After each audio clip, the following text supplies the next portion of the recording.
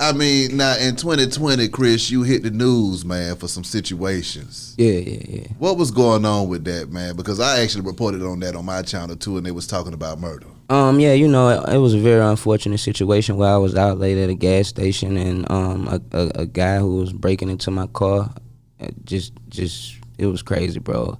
I walked to my car, somebody was breaking into it, and I asked him to leave my car, leave the vehicle, and he positioned himself towards me, went in his pocket and forced me to, like, I was in instant fear of my life, and that's when everything transpired.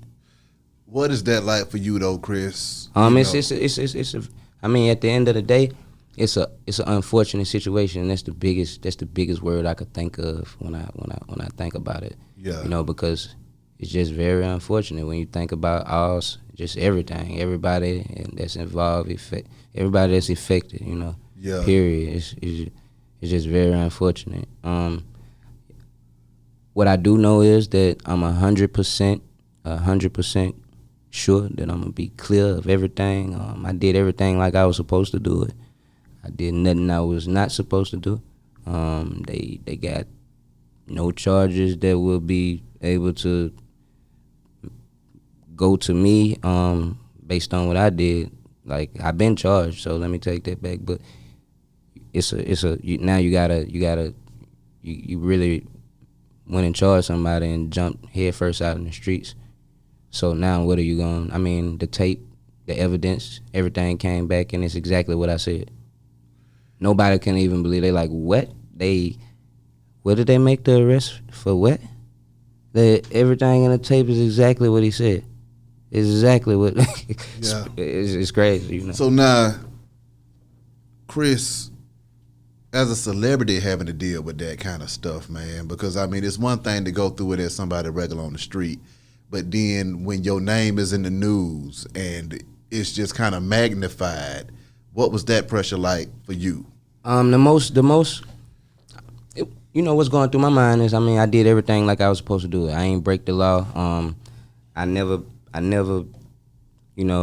had bad intentions. I did everything like I was supposed to do it.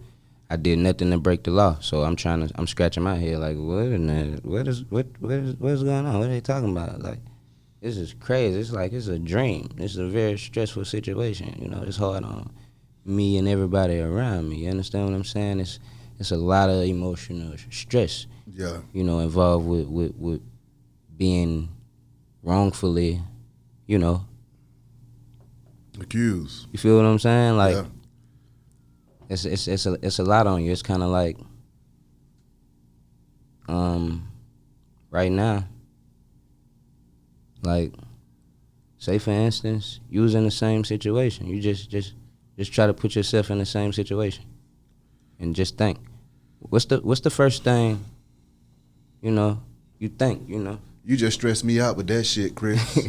You just stressed me all the way out with that right there. Yeah, I never had a misdemeanor. I never been charged with nothing. I never, do nobody no harm. I'm chill, laid back, making music. I ain't never been in jail for nothing. I ain't never spit on the sidewalk and got arrested.